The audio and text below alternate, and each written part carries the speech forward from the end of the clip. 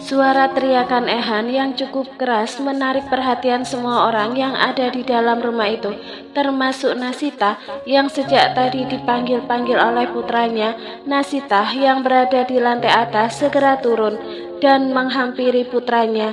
"Kenapa, Nak?" Raut wajah Nasita tampak cemas, takut terjadi sesuatu pada Ehan hingga berteriak seperti itu. Ehan langsung menunjuk ke arah balita kecil di sampingnya. Bahkan balita itu tampak tak terganggu dengan suara teriakan keras Ehan. Matanya masih fokus pada gantungan tas yang membuatnya ingin sekali mencabut dari tas tersebut. Nasita langsung melihat ke arah balita yang putranya tunjuk. Senyuman terpatri di wajahnya. "Sayang, itu Mawar, anak Om Narendra," ucap Nasita. Raut wajah Ehan seketika berubah bingung. "Sejak kapan Om Narendra punya anak, Bunda? Kemarin tidak ada." "Mawar, kamu kenapa kesini, Nak?" Dia tiba-tiba datang dan segera menggendong putrinya, padahal baru ia lepas sebentar, tapi sudah menyasar ke sini. "Maafkan saya, Nyonya, saya tidak sadar bila Mawar sampai berjalan ke tempat ini." Raut wajah Tiah merasa bersalah mengatakan itu. "Tidak apa-apa, Tia, namanya juga anak kecil. Dia sepertinya ingin menjelajahi rumah ini. Anak kecil itu selalu penasaran dengan hal baru yang dia lihat," ucapan Nasita penuh pengertian. Tia tersenyum mendengar ucapan wanita tersebut.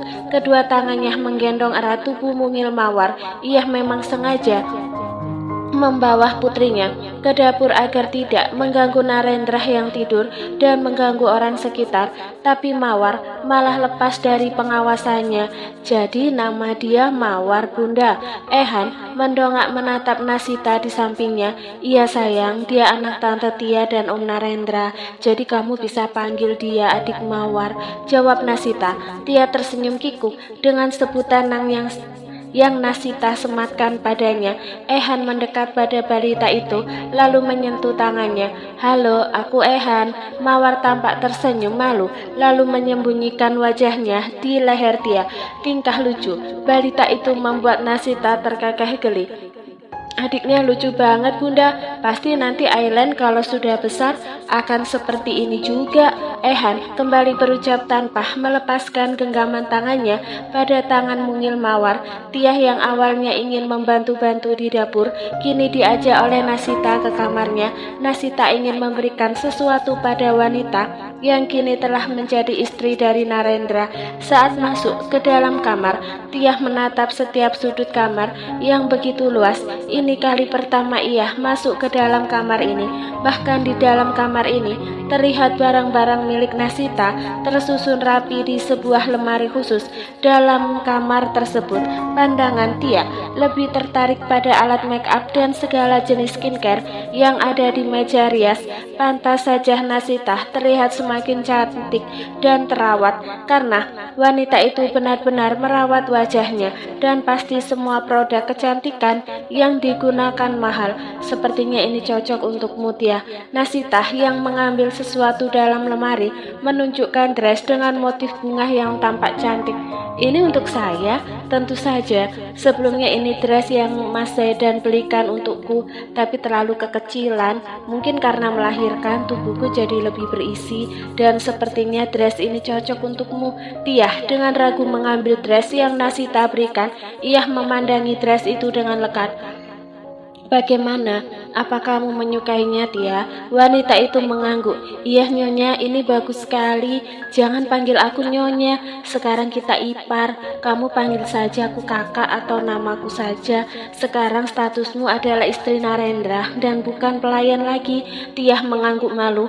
Kini pandangannya beralih pada box berwarna putih di mana bayi Aileen tertidur sekarang.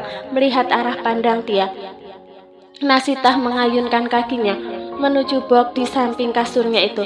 Di waktu pagi Aileen masih tidur karena semalaman dia selalu terjaga dan rewel. "Apakah Nyonya kakak Nasita tidak ingin menyewa babysitter?" Tia berucap dengan suara yang terdengar kaku. Kalau untuk menyewa baby sister aku belum ingin. Aku kurang percaya dia bisa menjaga Aileen dengan baik. Mas Zedan pun melarangku memperkerjakan orang lain untuk menjaga Aileen. Lagi pula aku masih mampu menjaga putriku dengan baik. Tia mengangguk kecil. Ia memperhatikan Nasita yang membenarkan selimut yang menutupi tubuh mungil itu. Suara ketukan pintu kamar membuat keduanya kompak melirik ke arah sumber suara. "Masuk," sahut Nasita dengan suara sedikit keras. Pintu kamar itu terbuka dan terlihat seorang pelayan. Dengan sopan, pelayan itu berucap, "Saya ingin memberitahu Nyonya Tia dicari oleh Tuan Narendra di lantai bawah." Tia menoleh ke arah Nasita. "Aku izin keluar ya, Kak?" "Iya, silahkan." Tia segera keluar dari kamar itu. Ia melangkahkan kakinya dengan cepat ke lantai bawah. Saat sampai di sana, ia melihat Narendra tengah duduk di sofa dan tengah mengajak Mawar mengobrol, dan putrinya terlihat tengah memakan sesuatu, dan sepertinya Narendra yang memberikannya. "Mas mencariku?" Narendra langsung menoleh pada Tia yang berjalan ke arahnya. "Iya, tadi kamu kemana saja?"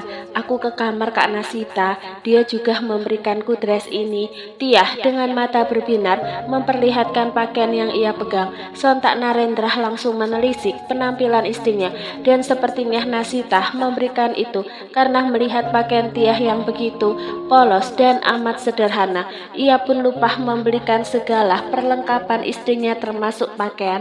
"Dressnya cantik, akan semakin cantik lagi bila kamu pakai."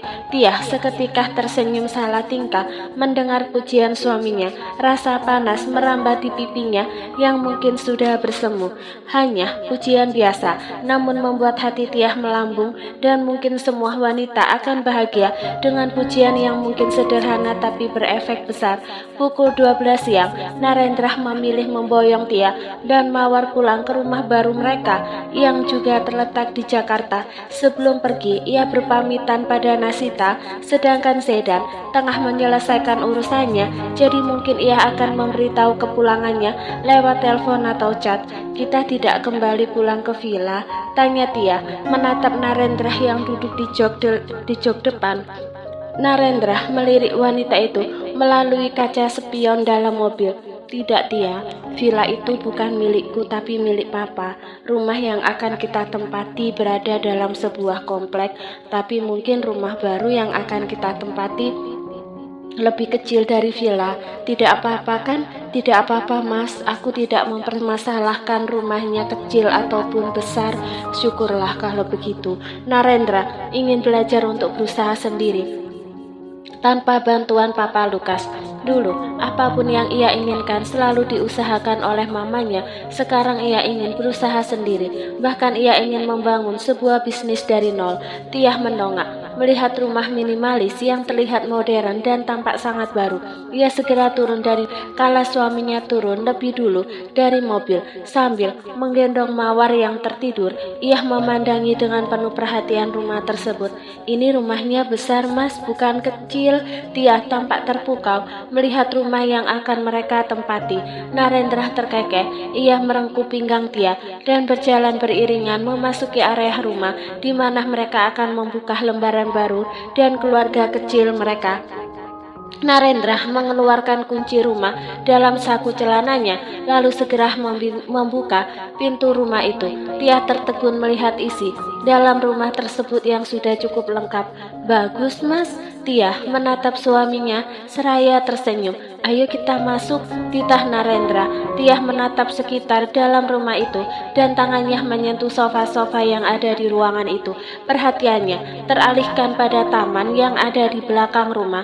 Ia melangkah dan melihat taman itu sudah dihiasi berbagai jenis bunga.